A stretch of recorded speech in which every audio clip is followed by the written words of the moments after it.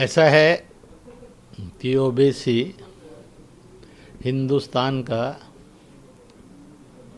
Anti constitution, anti secular, anti Democrat leader है।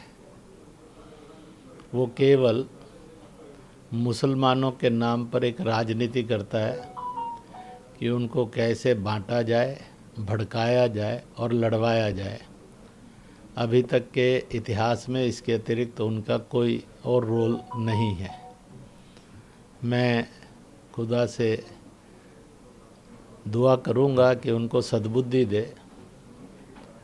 यह देश जो सब धर्मों को स्वीकार भी करता है और सम्मान भी देता है, ऐसा दुनिया में कोई दूसरा देश नहीं है। और इसलिए ओबीसी को ये हकीकत जाननी चाहिए।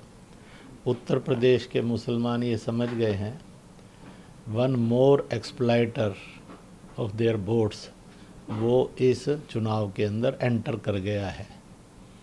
वो पहले से समाजवादी पार्टी से भी दुखी हैं, बहुजन से और कांग्रेस से भी दुखी हैं, और मुझे लगता है कि ओबीसी उनको आकर और पीड़ित और प्रताड़ित करेगा। इसके अतिरिक्त वो कुछ नहीं कर रहा है और ना करेगा। हालांकि उन्होंने ये भी कहा है कि बीजेपी जो है वो धर्मनिरपेक्षता को कमजोर कर रही है। साथ ही योगी सरकार पर भी हमला बोलते हुए कहा है कि इनकाउंटर में कई फीसदी ऐसे लोग मारे गए हैं जो मुसलमान थे। हमें लड़ना होगा। पूरे देश में अखलाक टिंकू खान समेत तमाम मुसलमानों को मार डाला गया, लेकिन कोई कार्रवाई नहीं। ओबीसी का ये सारा स्टेटमेंट अमानवीय है, असंवैधानिक है, अलोकतांत्रिक है, और इतना ही नहीं है, देश को बांटने और तोड़ने वाला है। ये उत्तर प्रदेश की जनता उनको बहुत तकड़ा जवाब देगी और वह कोई भी ऐसा कदम नहीं उठाएगी और कोई ऐसा नेता नहीं चुनेगी जो समाज को बांटता और लड़वाता हो, बल्कि जो समाज को जोड़े, सबको साथ ले और सबकी शिक्षा और विकास के लिए काम करे। उन्हीं को उत्तर प्रदेश की जनता चुनेगी और चुन रही है।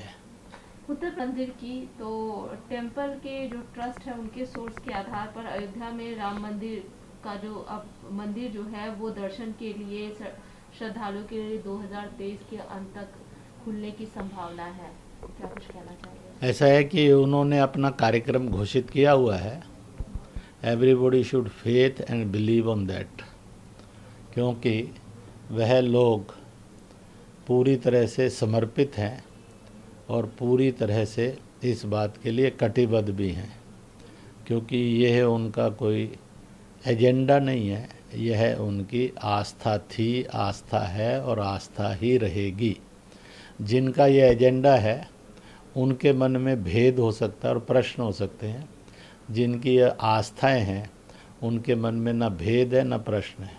वैसे उत्तर प्रदेश के अंदर और पूरे देश में इस समय जिन्होंने राम मंदिर उसका निर्माण निर्णय पर और एडवर्स पोजीशंस ली थी, बहुत विरोध किया था, वह सब पार्टियां और नेता आजकल अयोध्या जाकर कहीं ना कहीं अपना प्रायश्चित कर रही हैं कि उन्होंने एक बहुत भारी पाप और अपराध किया है। इसलिए हर पार्टी आज उधर को दौड़ रही है।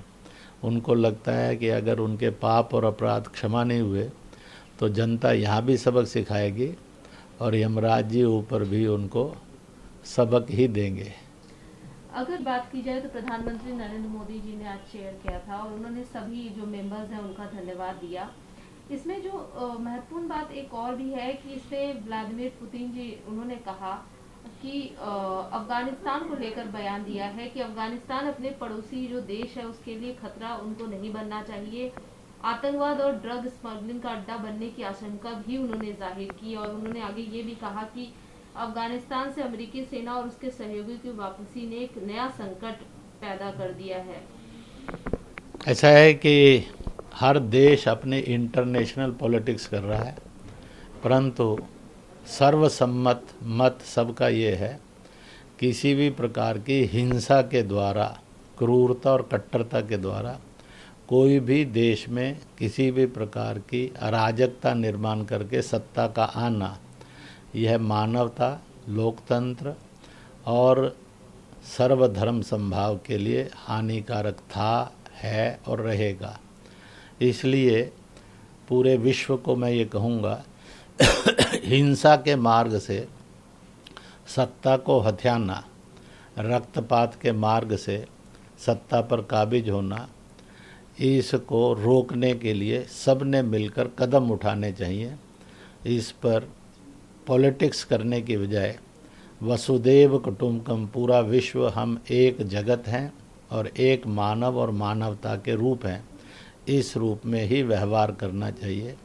और इसलिए तालिबानाइजेशन, आतंकीकरण या अलगाववादीकरण या फसादकरण, कट्टरताकरण, इन सब की घोर निंदा करके पूरे विश्व को और देशों को इससे बचाने में अपनी भूमिका निभानी चाहिए।